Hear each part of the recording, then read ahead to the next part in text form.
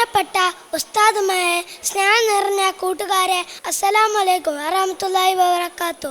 Thayyala range സംഘടിപ്പിക്കുന്ന മദ്രസ കലോത്സവ വേദിയിൽ ഞാൻ ഒരു കൊച്ചു കഥ പറയാനാണ് എത്തിയിട്ടുള്ളത്.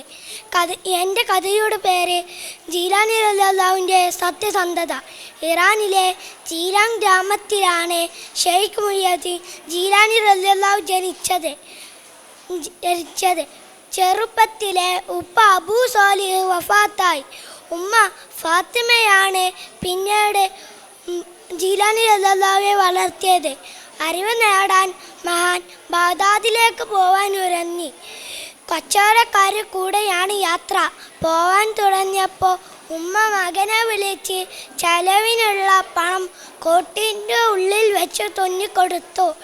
എന്നിട്ട് പറഞ്ഞു, മോനെ, ഒരിക്കലും കളവ് പറയാൻ പാടില്ല. സത്യവിശ്വാസികൾ ഒരിക്കലും കളവ് പറയില്ല. കയ്യിൽ അവരെ ഒരു കൊള്ളസംഖ്യ ആക്രമിച്ചു. ഒരു കൊള്ളക്കാരൻ ജീലാനി റളിയല്ലാഹുവിനോട് ചോദിച്ചു, നിന്റെ കയ്യിൽ എന്താണ് ഉള്ളത്? എൻ്റെ കൈക്കൽ 40 സ്വർണ്ണ നാണയങ്ങൾ.